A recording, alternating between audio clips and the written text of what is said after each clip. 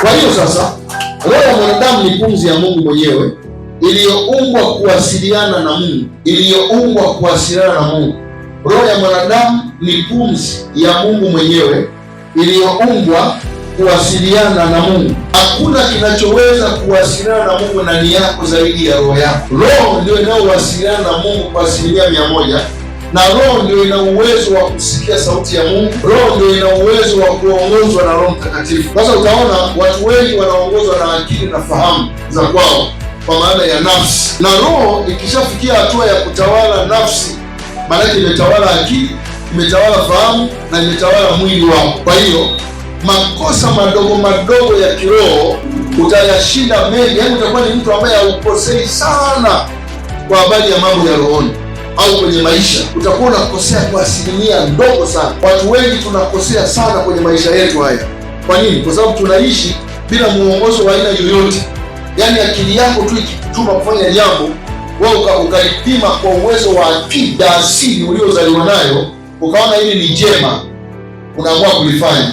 Lakini kumbe ukienda kwenye dimension ya rohoni, roho yako inakwambia hili jambo sio zuri, hata kama linapendwa na watu 100, likafurahiwa na watu 1000, lakini kumbe machoni pa Mungu hilo jambo unalofanya Mungu halimpendezi. Sasa hiyo ndiyo faida ya kujua hasa roho yako ilivyoumbwa na uwezo ambao Mungu ameipa hiyo roho. Itakusaidia sasa kwenda taratibu.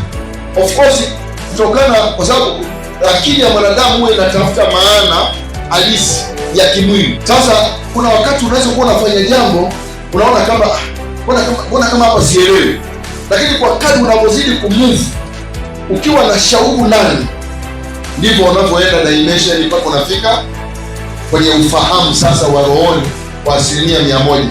Na hii itakusaidia sana kwenye maisha yako. Mambo ya kukosea vitu itakuwa ni kwa 1% ndogo sana, na hata mashambulio ya roho za giza hayo ndio yanasizi kabisa, yaani yananyamazishwa kabisa, yanakufa kabisa. Mizimu, roho za giza, shetani mwenyewe ni roho. Wewe pia ni kiumbe cha rohoni. Kwenye roho nikawa nakwambia hivi, sema mimi ni roho. Mimi ni roho iliyo hai kwa Mungu. Sawa? Nina nafsi iliyo hai ndani yangu. Manake nafsi yako iko ndani ya roho yako. Ninakaa kwenye mwili ulio hai. Na nikaja kueleza kwa nini unatamka neno hai. Kwa sababu Mungu mwenyewe anasema mimi ni Mungu wa walio hai. Na tunasema jina la Yesu Kristo aliye hai.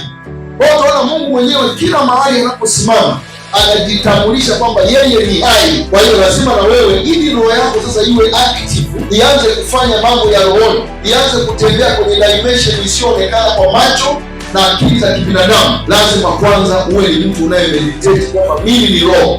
Sasa hiyo inakusaidia roho yako kuanza kujitambua, roho yako kuanza kupata ule ufahamu wa rohoni.